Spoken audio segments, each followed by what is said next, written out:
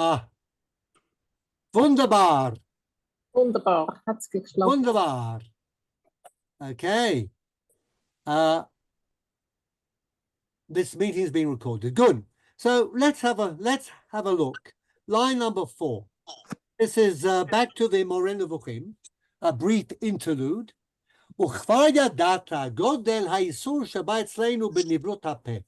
Now you know that this is Maimonides speaking, that we in the Jewish religion are frowned upon any obscene language.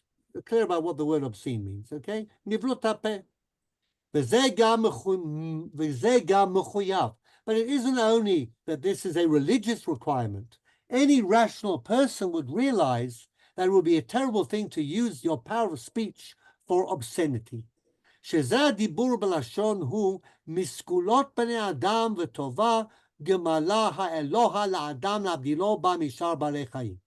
God gave us language which distinguishes us from the rest of creatures. כמו שאמר, מי סמפה לאדם?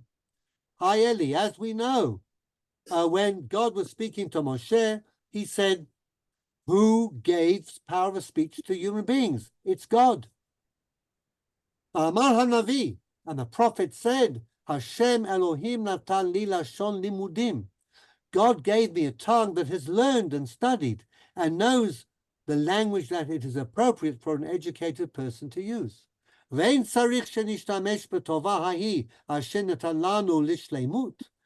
gave us the power of speech so that we could become perfect human beings.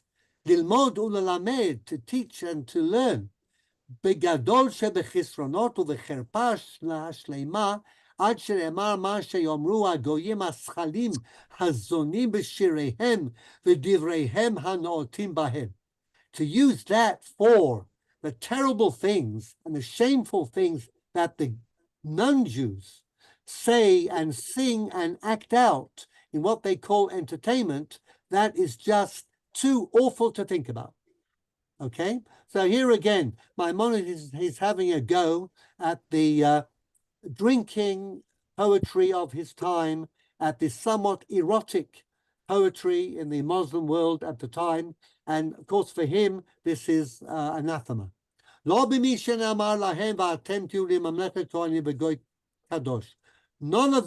that sort of thing for the people that's going to be a kingdom of priests and a holy nation. Number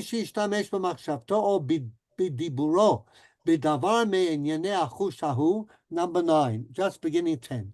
And whoever thinks or speaks about that sensual carnal activity, namely the sexual act, this is something that we cover up. It's not something that we expose ever.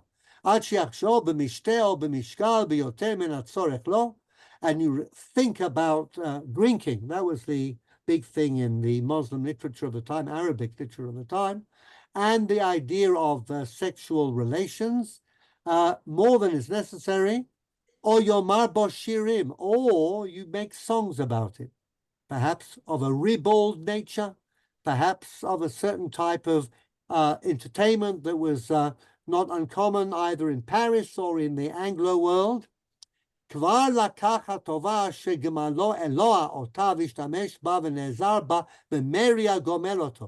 You've used your power of speech and thought as an act of rebellion against God, and broken his commandments. Prophet Hosea talks about kesef hirbeiti lav v'zahav. I gave Israel much gold and silver, a metaphor, va'asul Baal. And who did they give the gold and silver to? The idolatry, the Baal. Beginning of line 30. So why is our language Hebrew called Lashon HaKodesh? מפני שזה לשון הקדוש, ולא הונח בו שם כלל לכלי משקל. Because it's holy, it doesn't have an actual word for the sexual organs. לא מן הנשים ולא מן הנשים. Neither male nor female. ולא לגוף המעשה המביא להולדה, nor does it have a word for the procreative act. ולא לשתן ולא לצוהר, and neither for that which the body gets rid of. Okay, those those things, okay? They don't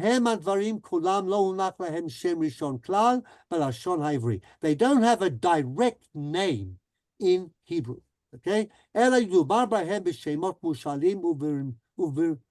metaphors, or we have hints. Okay. והייתה כוונה בזה, שאלה הדברים אין ראוי לזוכרם שיושם להם שמות. We shouldn't mention them or give their names, אבל הם עניינים שצריך לשתוק מהם. We do not talk about them directly, וכשיביא הצורך לזכרם, when we have to be mentioned, יעשה תחבולה בכינויים ממילות אחרות, we use other words which indicate them. כאשר נסתר, it's indirect, בית הצורך בכל יכולתנו, just as the act itself is hidden and concealed to the greatest extent of our ability. Omnam hakli min haish karahu gid. So the male organ is called a sinew, actually. Okay, the hug like gid hanashem. The hu shem al tzadadimyon, and that's a metaphor. There's a pasuk in Yeshayahu, the gid barzel or pacha. We are a people of kshei oref. What does kshei oref mean? Hard nuke. Stiff-necked, okay? Stiff-necked. And so the prophet is criticizing the people of Israel, talks about the fact that your neck is like an iron sinew. And I leave your imagination to connect it with what we're talking about. And also we talk about somebody who has a damaged male organ, cannot serve as a Kohen in the temple. Uchrut shofcha. Now, lishpoch is to pour out. Mitzad purato, the pourer. Again, I leave that to your imagination. V'akli min hanekeva hubata. And the female organ is called the keva, which is istamucha. It's Arabic, of course, for the stomach. Doesn't mean what we know it means, okay? There's no word for the female or sex organ. Harechem, the womb, it's rachamim, okay, describes a maternal attribute. Ushem ha'ivar mibnei hameyayin sheyaseh bo ha'ubar. That's where the fetus grows. Hatzoah nikret ken migzerat yatsa, v'shem hasheten mimei raglayim. And if we remember the Shabbat morning Shabbat service, talk about the mei raglayim yafin la, mei raglayim. Okay, we don't actually use a word that describes it as we do have in other languages. The Shema Zera, Shichvat Zera, the layer of seed. The Gufa Pula, Me'amivia Loholid Eno Shem Klal, Mechanim Oto Yishkav. The sexual act is to lie down, or Yiv'ol, or to be Bo'el, whatever that means, connected with Ba'alut, or Yikach, Kikach Ishisha Uva'ala, or Yigale Erva, as in Vayikra chapter 18, Gila et ervata, lo zulat ze. Va'ad yit'acha yishgal shetachshevehu.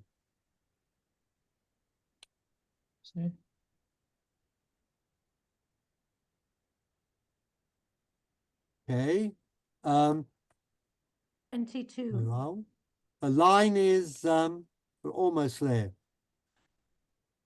Yishkavena, Yoreki mishkal shemetzen nebila, ki hu shem mugune, v'mepnei tamos shel har. Okay, I've actually gone on to Ramban. I've jumped down, and I shouldn't have. There is an issue up to line 22 with the word yishgalena. Where does the word yishgalena occur? Where is it? B'chukotai? In the place of Yishka. In where? In the laning, in the Tochacha Hagdola, Parashat Ki Tavo, the passage of Tochacha, the longer one in the book of Dvarim. And anybody who lanes knows that we don't say the word Yishgalena for women to have intercourse perpetrated upon them. We say Yishkavena. Okay? But Rambam says, if you look at the root of the word shagal or shegel, it's actually to be designated for a particular purpose, and the purpose is not actually in the word shagal. Because you might think it is we use the more common yishkavena. Somebody who didn't have the Rambam's expertise in Hebrew decided that shagal is a bad word, and therefore we sanitize it, and when we lane it, we say yishkavena. Okay, so he says, and he has a pasuk from Yeshayahu, as he always does, to prove his point, and he says, Nitzava shageli liyamincha. The king has somebody prepared for the sexual act to be at his side, and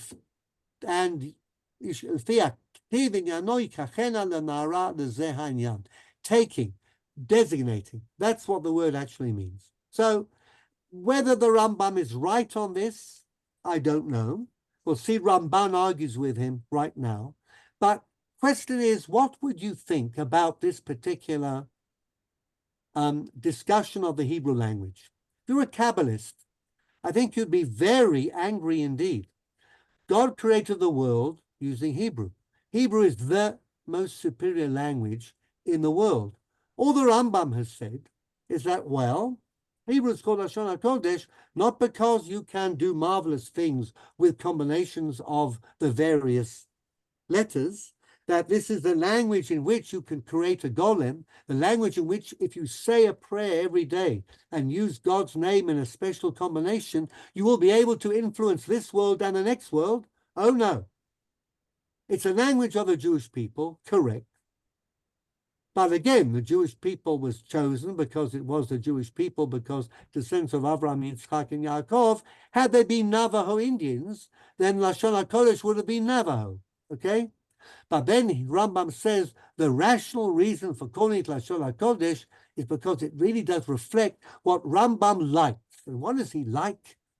Anything that takes us away from the physical world of desire, of lust, and of carnality.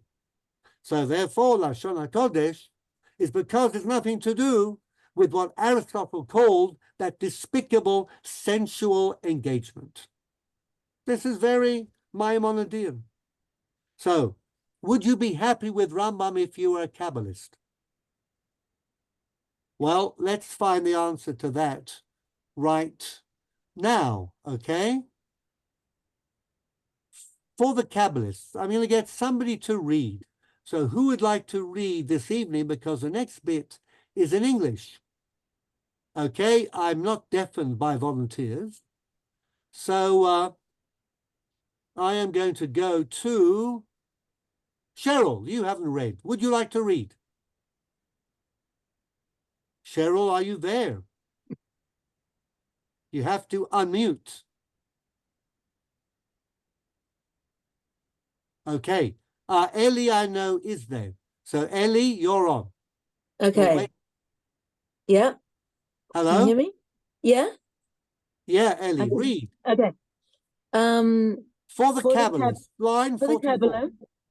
For the Kabbalists, it was crucial that the sacred language be seen as embedded in the cosmic order. Is the English clear? Language is the building block of the universe, of the physical world, and of the spiritual world, of the upper world and the lower world. This applies to... This applies to the words and the letters, and especially to the text of the Torah and the names of God.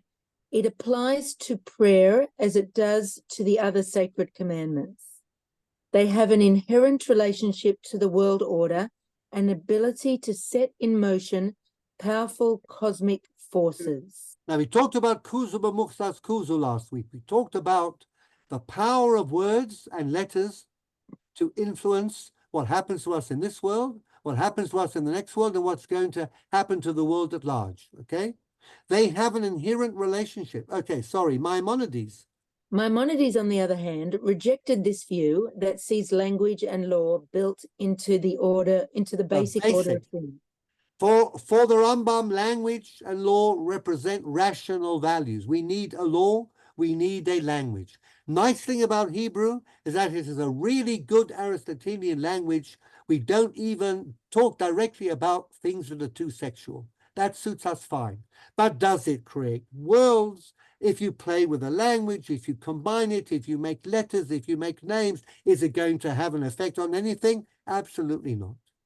Because the Rambam follows nature. Read on, Eli. For once religious words and performances are accorded a role in the operation of the world order, the idea of nature is radically altered, and one can seem perilously close to the world of magic. And magic and idolatry is, of course, Bernard, what Rambam fought tooth and nail. The idea that you can somehow change the rational order of the universe by saying something, by putting on tefillin, by putting up a mezuzah, all of that is absolute anathema for Maimonides. And that will take us straight down the path to Avodah Zarah. Maimonides' doctrine. Maimonides' doctrine of the conventionality of language. I want you to understand this. The conventionality of language means language is a convention. It's made up by human beings. Language changed, it developed over time, it evolved. The Hebrew of the ancient Hebrew people was not the Hebrew of the Ktav Ashuri, the Assyrian script that we have today. No problem with thinking that. And as I said, it could have been that had, instead of the descendants of Abraham becoming understanding of what God was about, but the Navajo Indians, the Havdil Elef Havdalot, we would have been speaking Navajo and reading the Torah in Navajo. I'm using an extreme example, but I want to press this point. And this, of course, would make Maimonides very unpopular. Many other things, he said, as we'll see shortly, was an expression of his rationalist conception. Read on, finish off, please. Of both Judaism and the natural order. So you sin against Judaism and the natural order when you make out of Lashon HaKodesh magic. Now, Nachmanides was a great Kabbalist. Okay? So let's have a look at what the Ramban has to say. Line 29. Al tachshov shenikra lashonenu lashon hakodesh legotenu o letanotenu aval hu badin ki za lashon kadosh lo yimtzu bo shemot le'ever habila b'zachar o b'nekeva v'lo litipa לשתן ולצואה רק בכינוי. ואל יטעה אותך שגל, כי הוא שם אישה מזומנת למשכב, ואמר ישגלנה, על פי מה שנכתב עליו, ופירושו ייקח אישה לפילגש. This is the Rambam. והנה אין צורך לטעם הזה, כי הדבר ברור, שלשון הקודש קודשים הוא כמו שפירשתי. The holy language is absolutely holy. It's spiritual. And the Rambam's reason is not true. It's false. Why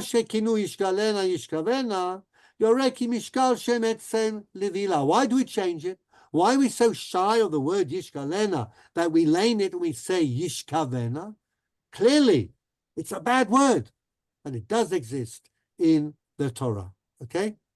So the Rambam is not right on that. Hu Shem Muguneh. Now, and if the Rambam is right, that the Hebrew language is special because it has no words, no indecent words, if you like, in it. Hayu korim lo lashon nikiyah. What expression should we have used? It's a clean language, as opposed to a language with obscenities. But it says lashon hakodesh. Kedusha is holiness.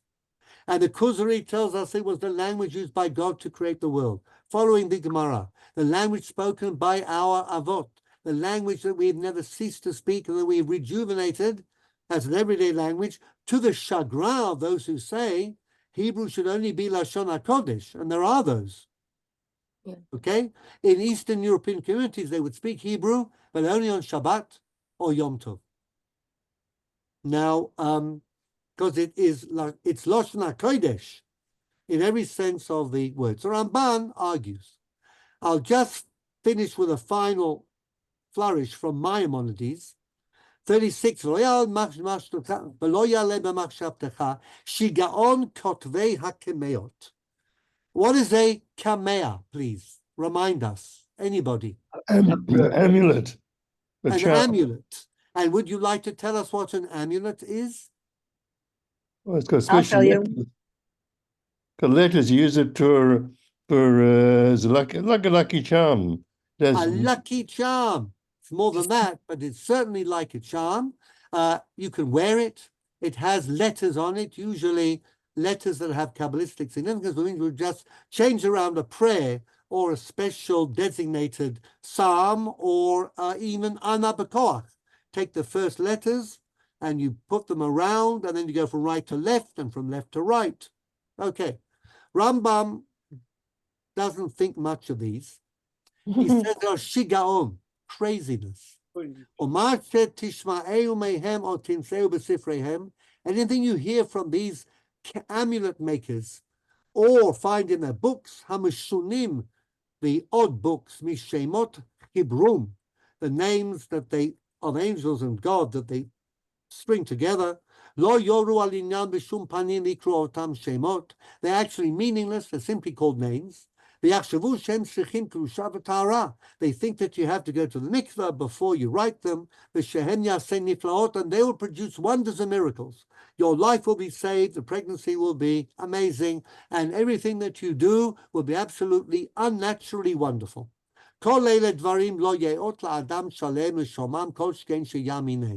No perfect person should even listen to this, never mind believe in it. And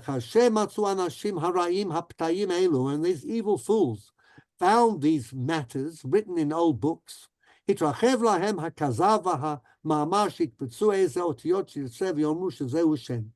all followed this path of lies. They put together names, Shemot, Kedoshim, v'yaseh v'yifal kishichtav o kishiomar al Torah. ואחר כך נכתבו הכתבים ההם אשר בדעם הרע, הפתי הראשון, and the first folly gave rise to a whole literature, ונעתקו הספרים ההם לידי הטובים, רכי הלב, השכלים, people who are basically too silly and too soft to stand up and reject. אשר אין אצלם אוזניים, ידעו בהם האמת, they have no capacity to weigh up and discover the truth. They're lost in a morass of superstition. מן השקר והסתירו ונמצאו בעזבונותיהם ונחשב בהם שהם אמת, בסוף דבר, התי יאמין לכל דבר. Should be erased there. A fool believes anything. Okay? And nobody would want to be a fool. וכבר יצאנו מענייננו, and Rambam says, okay, now I'm going to get back to what I want to talk about. Do you think this sort of thing would make him popular amongst the Kabbalists? Yes or no will do. No. no. Thank you. These tefillin, as you said. Let's go back. Tefillin. Jean, yes. What about tefillin? I mean, I said that if Rambam saw what they are writing on the other side, he would also be very angry. He would be very angry. But now I have to tell you, unfortunately, Rambam wrote these things at a time when he was already on the losing side. Mm-hmm. Losing side. He was at the end of the great period of Andalus, of rationalism. He was the epitome, but he was already, by the end of his life, he'd lost. His world had disappeared, and the world of the Kabbalah, the ancient world of the Kabbalah, that as we saw has antecedents in the Talmud, in the Midrash, in Sefer Yetzirah, it goes back to Eretz Israel. It went to Ashkenaz via Italy. It went to the communities of Speyer, Wormais, and Mainz. And people, Jews in the 13th century, Rambam died in 1204, were fully committed to living a Kabbalistic life. In Spain, famous Kabbalists, we mentioned some of them. We talked about Rabbi Yosef Jikitila, Rabbi Abraham Abulafia, Ramban. They're all Kabbalists. Now I'm going to share a shocking document with you, which is the next source. We're on line 13 on page 2. And this is a work by a book called Or HaChaim, by Rabbi Yosef Yavetz, sometimes called Hechasid Yavetz, the pious Yavetz. Now, he was born in 1414, Spain, and he died in 1508. So he obviously lived through the great Spanish expulsion, which was in 1492. He was born in Lisbon, actually, was Portuguese. He studied under Rabbi Abraham Chayun and Don Yitzchak Abarbanel. And he married the sister of Rabbi Yitzchak Arama. Which commentary on the Torah did Rabbi Yitzchak Arama write? Akedat Yitzchak. Very famous. Very philosophical, Akedat Yitzchak. So, like all these rabbinic things, it's all in the family. But he was thrown out of Spain in 1492, and he managed to get to Naples with his family in Italy. But unfortunately, Naples was conquered in 1497. By the 1495, actually, by the King of France, and Ferdinand, the King of Naples, was exiled, and so he was thrown out of Naples.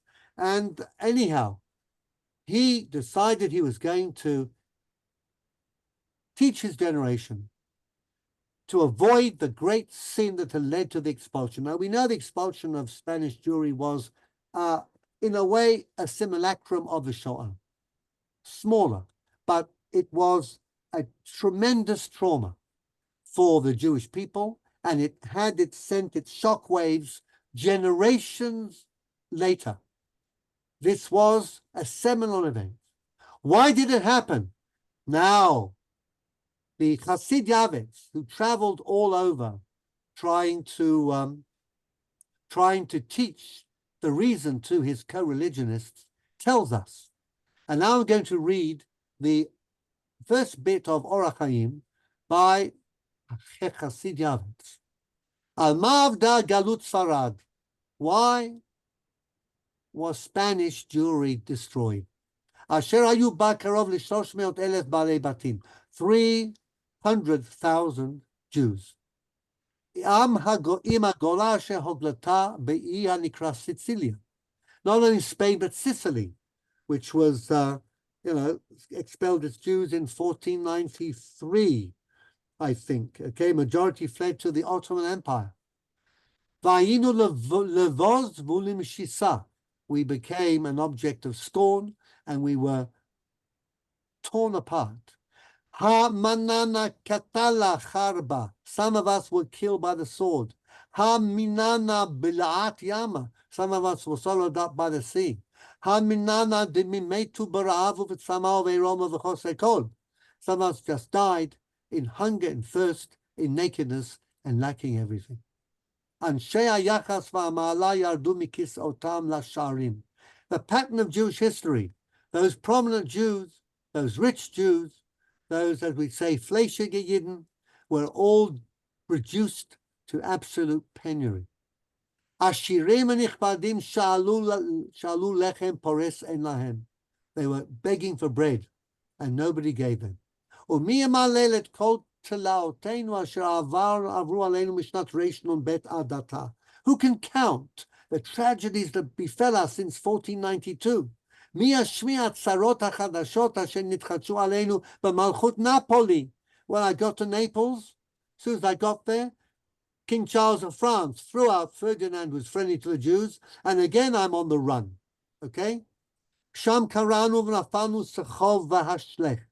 Gedolah chamat Hashem asher nitzitza banu. God's fury continued to rage. Kivad shalom ve'in tov le'et marpeh v'nevata. Yirmiyahu describes the sadness and the tragedy. Va'yomer Hashem ala zavchem et torati. What's the answer? Yirmiyahu. We forsook the Torah. Tzadik ata Hashem v'yashar mishpatecha. Now we're in theological mode. God is righteous. It's our fault. Hatzur tamim pa'olo ki chol drachav mishpat. Ein emunah ve'ein avel. This is a faithful God. Nothing wrong with him. Tzadik v'yashar. It must be us. V'im hirbeinu pesha v'aveirot en sfurot. We have committed iniquities and sins without limit. Ha'avon ha'atzum. What is the biggest sin? Asher haya b'yadeinu azivat ha'torah mamash. We forsook the Torah. כי מימי קדם לא הייתה מלאה ספרד מישיבות ותלמידים, כמו שהייתה בעת הגירוש. Now it says something interesting. Spain at the time of the Gerush was replete with yeshivas. Okay? Ach nechlku ha-talmidim lekama kitot. But the talmidim were not doing that well from the Chassid Yavetz's perspective. יש מהם שהיו לומדים 6 או 7 שנים אצל הרבנים הגדולים, מחדדים שכלם כחרב חדה. 6 or 7 years you'd spend with Rosh Yeshiva and develop a really sharp intellect. היו לומדים אחרי כן חוכמות חיצוניות. But what happened afterwards? You went to, could it be the Rambam? Astrology, astronomy, mathematics, physics, metaphysics? Lo yomar od aron brit Hashem. No longer are we devoted to the Ark of the Covenant. V'lo yizkuru bo v'lo yipakdu v'lo ya'aleh al libotehem. Forget the Gemara. We have an exciting world of intellectual challenge. Yesh ve'hem asher parshu legamre, v'tasku b'havrei olam. Some just went over to the other side, the Sitra Achra, and they became astronomers and scientists and politicians and finance ministers and philosophers. But the Torah is all about doing mitzvahs and being a chassid. Al kein lo yachlu lagen al doram, and therefore these rabbis could not defend their generation, and that's why the catastrophe befell Spanish Jewry. V'ani katan, and I, the modest, small one, amarti, achaber sefer katan, I'll write a small book. Modia ra'at hanashim ha'ozvim et Torat Hashem, I will make known the evil of those who leave the Torah of the Lord, u'mechabkim chek ha'chochmot ha'nochriot, and they engage in secular subjects. The problem is they also think that God wants us to do that. He wants us to become wise and intelligent and become an object of admiration for our contribution to the intellectual, scientific, moral, literary welfare of the entire universe, when we should be studying Torah and davening hard and doing Maaseh Chesed. Okay? Harishon, 931. Now he's going to give us a detailed list of the sins that brought about the fall of Spanish Jewry. Yodia ki en rawi l'tayil b'pardes ha'torah sheyeh malei Torat Hashem va'ahavato. Before you get to think about God, you've got to be full of Torah and love of God, not philosophy. Hasheni, levaer ki kol shetigdal chokhmat ha'adam yitchayev yoter b'asiyat mitzvotav. The more you become wise, the more mitzvahs you do. Hefech eileh, but what happened to the wise in their own eyes? They started doing less. Forgot to daven mincha. They were studying Aristotle. Then they forgot to daven shacharis. And who knows what happened then? Hashlishi, lo dia shibush hagadol asher ishtabshu b'choshvam ki derech Hashem hi chokhmat hateva. And to think that science is what God wants you to become an expert at is absolutely the wrong thing.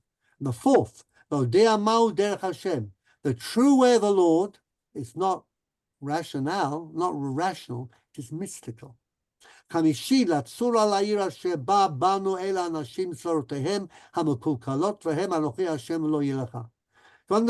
that those commandments, I am the Lord your God, shall have no other gods, which the Rambam bases himself upon, to teach us the need to become inquisitive, learned, intellectual, and philosophical. Stop focusing on these. They're too abstract. You don't understand them. They're Kabbalistic. Just focus on the practical mitzvot. Hashishi, la'koret pinatam yisod binyanam, v'hu pasuk rak am chacham v'navon. What does that pasuk say? Click on your bars, unmute. What does that pasuk say? Rak am chacham v'navon hagoy hagadol hazeh. Who says it? Moshe to the people. No, well, he says v'amru hagoyim. The goyim will say rak am chacham v'navon hagoy hagadol asher lo Elohim krovim elav, and then talks about their mishpatim and they are chachamim. In other words, the idea that we should look good in the eyes of the nations, which is so important for much of Torah Derech Eretz and what the Rambam stood for, that's why the Spanish expulsion occurred, because we wanted to look good in non-Jewish eyes. השביעי, להרוס המגדל אשר בנו בני אדם מהפסוק אל יתהלל. ירמיהו, what does Yirmiyahu say? אל יתהלל חכם בחוכמתו, ואל יתהלל. ירמיהו, ואל יתהלל עשיר בעושרו, ואל יתהלל גיבור בגבורתו, כי אם השכל וידוע אותי. Remember that from Yirmiyahu? Haskel, understand intellectually, and know me. The Rambam says, the beginning of Mishneh Torah, Leida, to know God. That says Chasid Yaveh. Yavetz is a tower that means to be torn down. No, it's all wrong. That's all wrong. Up a creek without a paddle. Hashmini. לבאר כי כמו שנצטווינו להלתי לכת אחרי התאווה, כך נצטווינו להלתי לכת אחרי שירות ליבנו מן ההיקשים הסבריים. That means posterior analytics. It means the art of the syllogism. It means logical thinking. Just as it's a sin to follow after your physical desires, it's a sin to follow after your intellect when you want to go into understanding what is a valid argument and what's not, how to build a convincing argument, rationality. That's a sin equal to carnality. Rationality and carnality, a good pair, both sinful. Hashvi'i, להרוס המגדל, okay. השמיני, okay. Hachi, להפוך בזכות הרב, אשר טעו בדבריו. Now this connects us with what we said the time before last. What we need to do is we need to defend the Rav. Who is the Rav? Who is the Rav? Ramban talks about the Rav. Which Rav needs to be defended? Rambam? Rambam, Maimonides. Maimonides the Great, as we'll see soon, never lost his halo as a halachist. Even today, the most Haredi yeshivas, we spend most of our time figuring out how to solve Ashvera Rambam. In other words, we got to make Rambam right somehow, okay? So, can this be the man who led a whole generation astray? The reason is we don't understand the Rambam. He's actually a Kabbalist, and we never bothered to find out. Okay? So, we convert the Rambam from a rationalist to a Kabbalist. Hasiri lafoch od b'zchuto, and we have to defend the Rambam even more fiercely. Ulavi rayot ki raui litrachek b'dvarav ve'achokma Hashem amsiyaha, lo heminu b'chidush u'b'hashgacha. And those who don't believe because the Rambam in Hashgacha Pratit, that God actually dictates the fate of every leaf that falls and every ant that pulls a twig into its nest, okay? And we do not believe completely and entirely in God creating the world de novo with the letters of the Hebrew alphabet. These are the mighty principles of our holy Torah. And the 11th, legalot hamakom asher matzu el anashim lavzot beinehem hakabbalah hamitit, and to expose those people who mocked the Kabbalah, the true Kabbalah, asher zot hayta siba lidabek bezonot hayefefiot hem hachochmot hachitzoniot. And that led everybody astray, and these rational Jews left the Kabbalah, and that is our problem.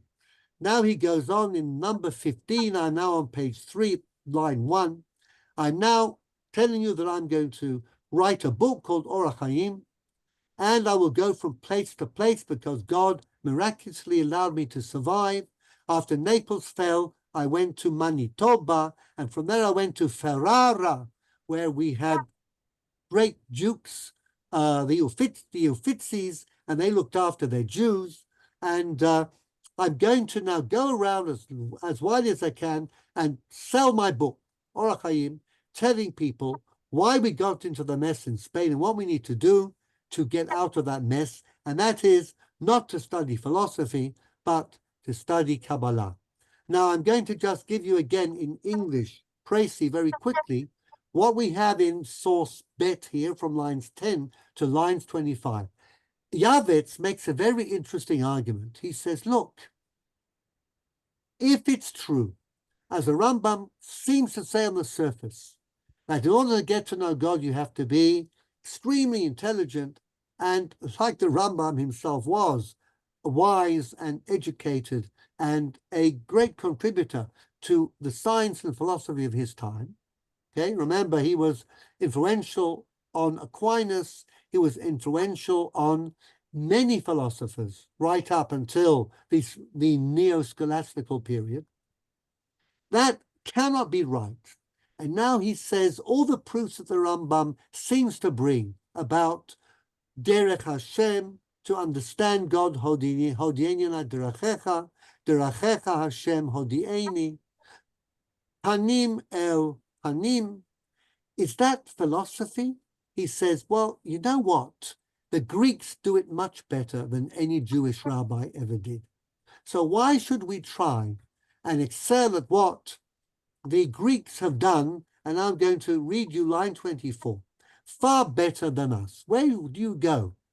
Well, of course, v'yadua ki kol chachmei Yisrael hamitchakmim bazman hazeh, all those clever Jews today, ve'elu chochmot, the 15th century, in these sciences, einam magiim lekarsulei chachmei Edom, don't even reach the ankles of scientists amongst the non-Jewish world. Now, of course, Copernicus was not Jewish, Galileo was not Jewish, William Harvey, who discovered circulation and replaced Galen, wasn't Jewish. But it's a little, again, this is demagoguery, because Jews actually made tremendous contributions to the science of their time. We think about the moon. We have 2 craters on the moon named after rabbis. Which are they? What? Halevi? No, Ralbag, exactly. Rabbi Levi ben Gershom. We have the Rabbi Levi crater, and we have the Rabbi Abraham Zacuto crater. And what device did Zacuto invent which helped Columbus get to the New World, beginning with A, ending in E, a S after the A, a T after the S?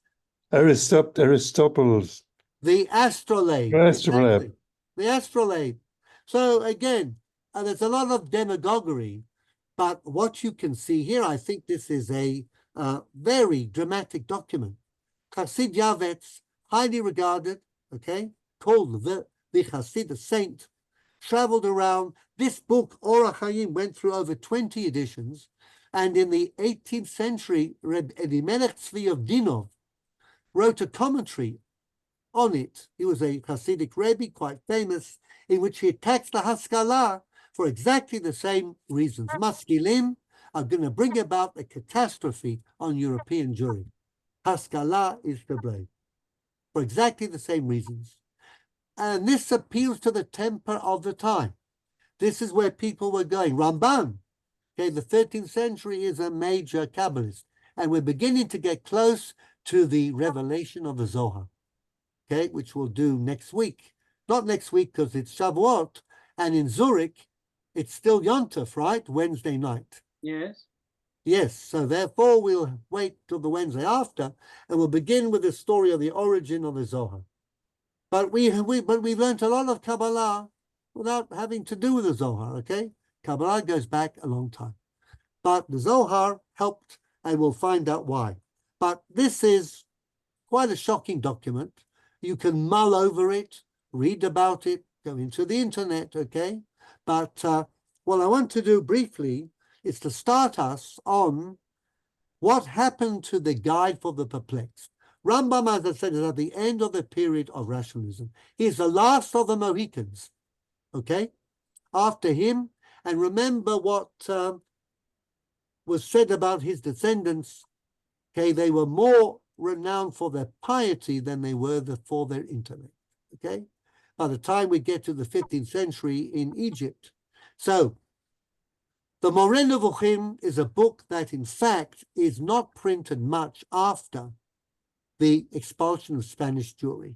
Let's have somebody to read line 27 on page 3, right? I'll read. Who? Cheryl will read. Cheryl, good, you're with us. Cheryl. I was with you. I just can't. I don't know how to work this machine. Okay. All right. Printings of the guide. Yeah. Printings of the guide and its influence on the Haskalah movement. The guide was first printed in Rome in 1480 and In other words, subsequently in Lisbon. there were handwritten copies around, of course, they were copied. And that's why everybody knew about the Moreh Nevuchim and they had the Keren. Right. But printing came in. So the first print edition was in Rome in 1480. By the way, that was the year that the first edition of Mishneh Torah was printed in Rome. The Edictio Princeps of the Moreh Nevuchim is 1480 Rome. And subsequently in Lisbon on the eve of the expulsion and forced conversion of Portuguese Jewry. Two more editions were published in Venice in 1551 and Sabbioneta in 1553. The guide was translated into Italian by Edida di Moses Riccanati in 1583. It was not, however, reissued in print until the Jesuits edition of 1742. This edition was simply a copy of the Venice one with nothing new added to it. So it was only, go ahead. You have how many years between the last printing and the new printing?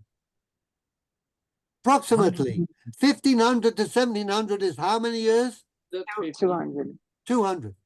200 years Right. on a single edition of the Moreh Nevuchim was printed anywhere in Europe. That Wow. says something. Okay? Yeah, wow. All right. So let's It read on. Cheryl, it you're was on only- the roll. Okay, it was only in the late 18th century, 1791 to 1796, that a new edition of the guide was printed with commentaries by two of Eastern Europe's leading maskilim. Now, Solomon I assume that Maimon. you know that what Haskalah. Haskalah was the movement in Europe where Jews decided they would become educated in non-Jewish subjects, seriously, okay? And this is called Haskalah. Now, Solomon Maimon and Isaac of Satanov were two famous maskilim. Solomon Maimon is very famous because he wrote an autobiography, okay? Which is very cute. You should read it if you have a chance. Of whom? His own autobiography. His An own autobiography. Yeah. Solomon Maimon, okay? The autobiography of Solomon Maimon is very cute. He describes the Maggid of Mezerich and his Hasidic court and why he wasn't very impressed. But he describes the skill and how the Rebbe got to know everybody who came to the Tish. And it's a remarkable book. He was a Polish Jew, only knew Limudei Kodesh, got to Berlin, became a follower of Moses Mendelssohn, and he wrote to Kant. And Kant said, "You exhibit the most profound understanding of my philosophy than anybody I've ever read." Immanuel Kant. Okay? So, and this is the Jew. He had social problems. He was not very tidy. He was, a messy man, and he couldn't hold down a job. But he was a brilliant intellect. Anyhow, so and he wrote a commentary on the guide called Givat HaMoreh, in which he turns Rambam into a Kantian. Of course, Rambam wasn't a Kantian, but what really impressed him? Let's read on. Following the Jesuit edition, the guide was published in 6 different Hebrew printings with a number of new commentaries written by maskilim from both Eastern and Western Europe. There were also German, French, and Hungarian translations made in this period. In 1766, Moses Mendelssohn published Maimonides' philosophical lexicon, Milot HaHigayon, with a Hebrew commentary. So it's written in Arabic, of course, but Milot HaHigayon is about logic, logical terms, which ones are apodictic, that is, they're convincing, and which ones are not. But this is pure symbolic logic. How do you create a rationally compelling argument? This was Rambam's book, which he published, his first book, at the age of 17. It wasn't his commentary on the Mishnah, wasn't his Mishneh Torah. He wrote a book on logic, how to frame a logical argument. Good. Okay. The last time he published was in Cremona in 1566. The guy's influence on the development of the Haskalah movement was immense, as may be gathered from the memoirs and essays of the leading maskilim, Solomon Maimon, Isaac of Satanov, Kalman Schulman, and Isaac Ber Levinson, to mention just a few. Indeed, the claim has been made, quote, that were it not for the republication of the guide in the 18th century, it is doubtful that Moses Mendelssohn would ever have emerged as the founder of the Jewish Enlightenment. Wow. Well, there we are. That's a wow. After 200 years of neglect, the book is again published, and it becomes the manifesto of the Haskalah. Let's become rational. Let Jews leave the ghetto and start to merge with general society, the Mendelssohnian dream. Okay, Solomon Maimon, 1753 to 1800, is undoubtedly the paragon of Maimonidean inspiration. He even changed his name from Shlomo ben Yoshua Yeshvitzer, that was his name, Yeshvitzer, to Solomon Maimon. Maimon, because that was Maimonides. Right. In his autobiography, he remarks as follows. Okay, My thank you, reverence- Cheryl. That was great, but Got I'm it. going to pass over the Go ahead. scepter. Shmuley, could we have a little Mancunian, please? My reverence for this great teacher went so far that I regarded him as my ideal of the perfect man. Shmuley.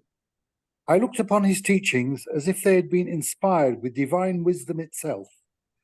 This went so far that when my passions began to grow, and I had sometimes to fear lest they might seduce me to some action inconsistent with these teachings. As I said, he was a very rough and ready, devoid of social skills, so he often made mistakes. Rambam talked about the need to be refined.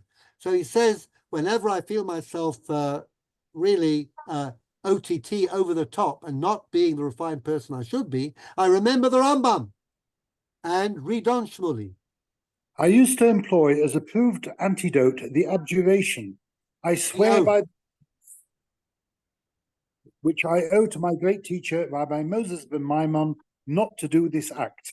And then I say, remember the Rambam, I will behave better.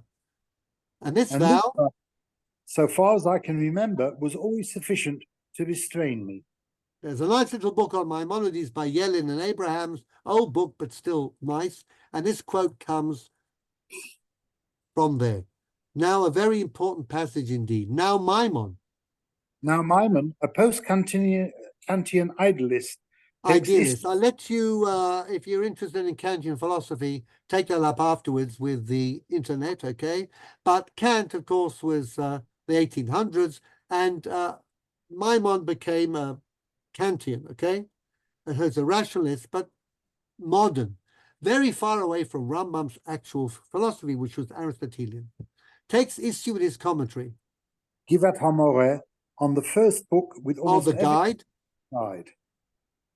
His With almost admiration every aspect. Okay. His admiration was therefore of Maimonides as a symbol of the true Jewish philosopher who incorporated the most recent philosophical and scientific knowledge into Judaism without regarding himself as a traitor to the faith. Indeed, none of the Maskilim would have been happy with Maimonides' ethnocentrism and elitism. Okay, I mean, he's basically writing for Jews and Jewish people, and then he's focused on that. And it's very elitist.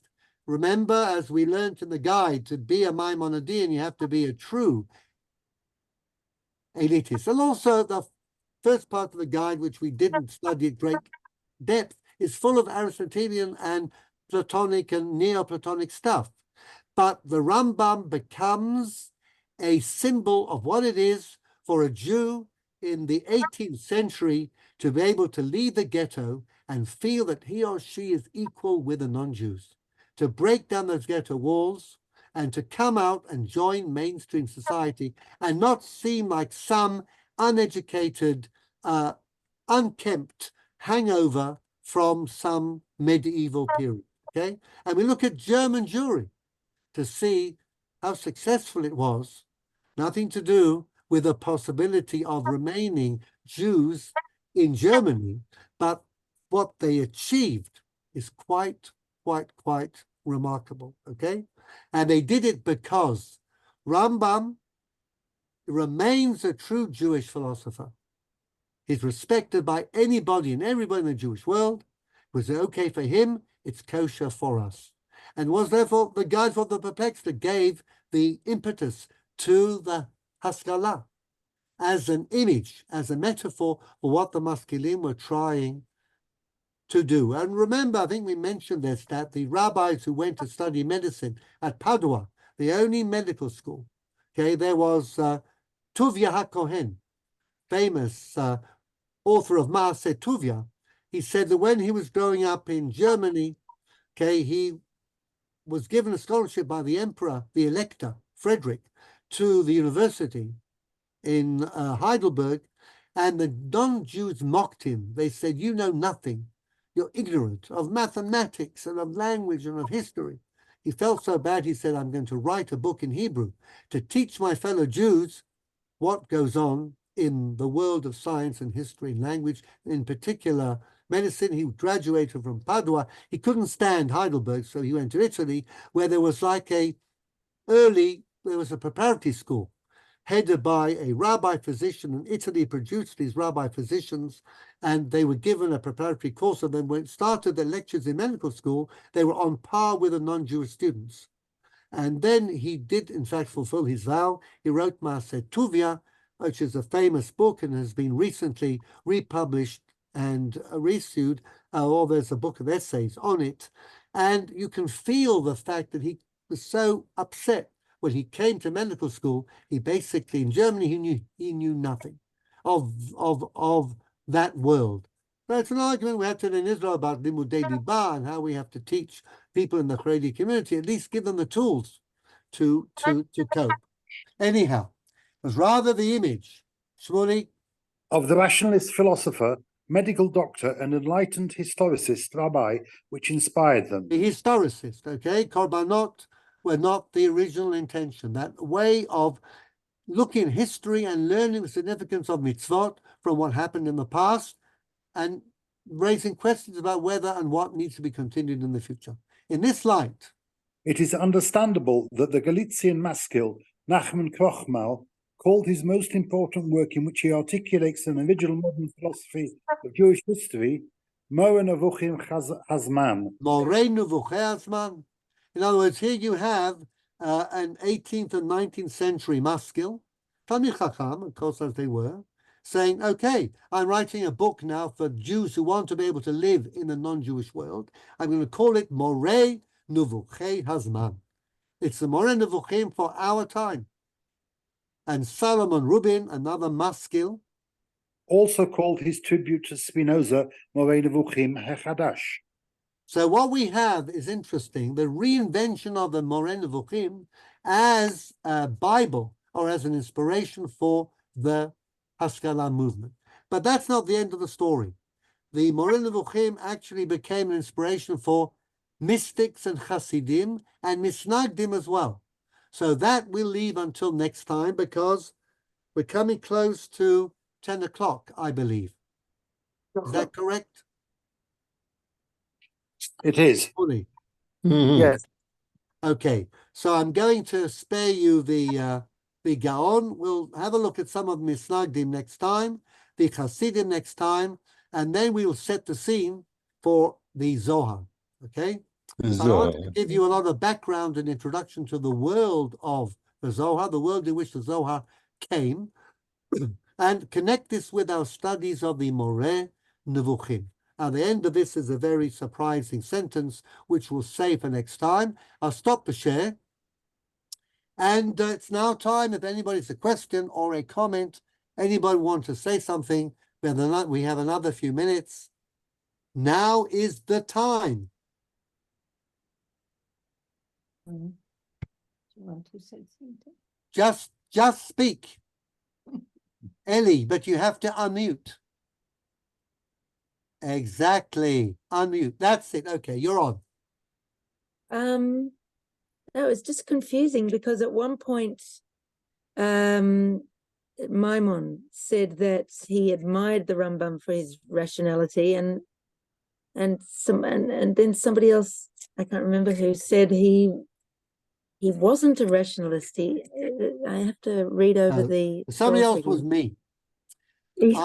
I cited Solomon Maimon, And then I want to explain to you that Solomon Maimon actually, though he wrote a commentary on the Guide for the Perplexed, in his commentary, he basically tears apart all the things that the Rambam said about what we learned in the Moreh Nevuchim, the course that you weren't here for. The eternity of the universe, divine providence, everything that he had to say. Maimon is a Kantian. He follows Immanuel Kant. He's an early modern philosopher. Completely different way of looking at the world, looking at time, space, and categories and morality. It's a whole world of Kant, okay? And I mean Kant with a K, of course, not a C. So he interprets. But why does he idolize Rambam then? Not because of the content of his philosophy, because of the structure and the form. Rambam is prepared to say philosophy is a marvelous thing. If you want to be a prophet, you need to be a philosopher. That you have to criticize your religion on the basis of rationality. Things that don't make sense, giving God a body, even if it's a very big one, you must never engage with. You must never imagine that you can utter a verse from the Torah and have an influence on your life. Okay? You never imagine that you can call upon an angel to help you when you have a difficult test coming up. It's not a substitute for study. And go on and on and on and on. That the sacrifices were not what God wanted us to do originally, because we had to be weaned slowly from the sacrificial rite. So we were given a rather spare sacrificial diet only in one place in the Bet HaMikdash, and the laws of Tumah and Tahara keep us out of the Bet HaMikdash. We only need to be tahor to get in the Bet HaMikdash. We can live very good Jewish lives as we have for 2,000 years and be perfectly tameh. Okay, this is just one little fraction of what the Rambam says. So Maimon, Mendelssohn, all of them say, wow. And the point of the Rambam is always the same. Nobody can take away, as it were, Rambam's premier stature as a halachist. So anybody and everybody who is an Orthodox rabbi and ever was and ever will be, has to be an expert in the Rambam's Mishneh Torah. Now in Sabodka and in Brisk and in Chachmei Lublin and in Telz and in Radin, were they studying the Moreh Nevuchim? Of course not. For them, it was only Rabbi Maimonides. Dr. Maimonides didn't exist. Okay. But the fact is that this is the same man. Okay. And if you study the Mishneh Torah, Hilchot Deot, that's really a way of getting into what he's going to develop at great length in the Moreh Nevuchim. But the Maskilim say, aha, as against Chassid Yavetz, as against Rabbi Elimelech Tzvi of Dinov, engagement with the secular world, with the best of critical secular knowledge, for them, this was a desideratum. This is what they wanted to achieve. And then they criticized, you're making us less frum, your influence is pernicious. Young men, as we read when we talked in the Moreh Nevuchim course about the Ramah and the Marshal opposed philosophy. The Ramah actually was interested in the Moreh Nevuchim. So the Marshal in the 16th century writes from Lublin to the Ramah in Krakow. He says, I hear that in your yeshiva, there is a prayer for Aristotle, Tfilat Aristo. I am shocked to the very fiber of my being. Your boys are going to go astray. They'll soon stop davening and keeping mitzvot. Where's this going to lead us? The Ramah says, look, I have no knowledge of what you're talking about. If a group of my students actually got together and wrote, they may have done it as Purim Torah, okay, Tfilah Aristo, but I do encourage them to look at philosophical books, including the Moreh Nevuchim. He said, I'll tell you why. Because you encourage them to read Kabbalah, and you know what? They don't understand a word. Because the Ramah says you can't understand Kabbalah without a teacher, and it's only taught to a very select few. So people do silly things. At least the Moreh Nevuchim, they understand this is a rational thing. I'd rather have them study the Moreh Nevuchim than I would have the Kabbalah, and they'll go and do all sorts of odd things, and they'll mess up their lives as people do, because they believe in all these things that Ramah said and can only be learned and studied by the select few, because it's very dangerous. Then, of course, they had their great debate about Hebrew grammar. Okay, the Marshal said, and you don't know your Hebrew grammar, and you too much philosophy, not enough diktuk. So the Ramah says, I'm sorry, I do write very fast because I think very fast, implying that you think very slowly. And that's why my written work is often not very grammatical. But there was a whole set too about this. And I hope that you understand now that we have the Rambam in the Haskalah, not for the substance of his philosophy. It's dated, it's Aristotelian, okay, or Neoplatonic, but the image, the vision of such an educated and halachic and respected rabbinical luminary, okay, could also engage in philosophy and astronomy and medicine and mathematics and metaphysics and still be unscathed. That was the one thing that gave the Haskalah its hechsha. The Rambam can do it, we can. The answer, of course, is that you don't understand the Rambam. He was never a rationalist. He was a Kabbalist. And that we'll have a little chat about next week when we finish off some interesting sources. Okay, everybody? Anybody Thank want to you. have a word? Then Thank you. bid you all good night. Thank you for joining me. But All the best. Besorot Tovot and Chag Shavuot Sameach. so, Same to you. We will be meeting Same to again you. in 2 weeks' time. Bye for now. but חג שמח. Chag Sameach. חג שמח. Chag Sameach. Chag Matan Torah Sameach. Whichever Torah you happen to be Mesameach with.